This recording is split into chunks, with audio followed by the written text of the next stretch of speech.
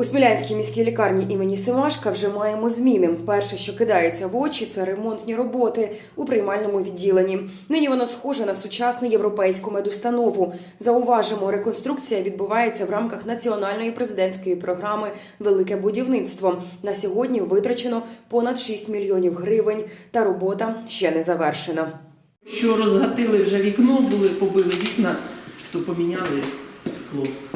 Я думаю, що за пару років лікарня перевтілиться в той об'єкт, який необхідний, який би хотіли бачити мешканці нашого міста. Що, зокрема, привернуло увагу. Віднині місто має державний комп'ютерний томограф. Його встановлення та облаштування всіх необхідних для функціонування умов, безперечно, процес довготривалий. Почали ремонтні роботи підготовчі по встановленню цього КТ, по підготовці кабінету КТ. Це буде наше комунальне міське, яке дозволить користуватися нашим всім міським мешканцям.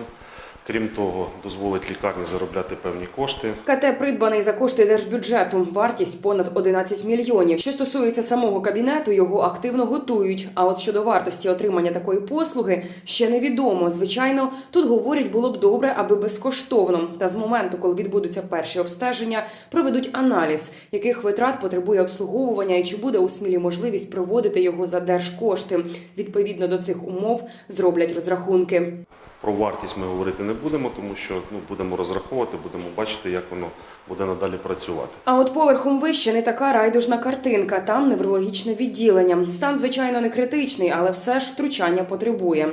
До прикладу, вже час ремонтувати дах. Представники міської влади взяли це до уваги, запевняють. Будемо вишукувати ресурси, щоб проблему вирішити. Крім того, як відомо, напередодні тут була заступниця голови Черкаської облдержадміністрації Лариса Кошева. Говорить, область готова сприяти розвитку медустанов регіону. У нас на цей рік виготовити проєктно-кошторисну документацію на дах, можливо, на утеплення всієї лікарні, звичайно, на ремонт неврологічного відділення, реанімаційного відділення. Анна Шатна, Сміла.UA.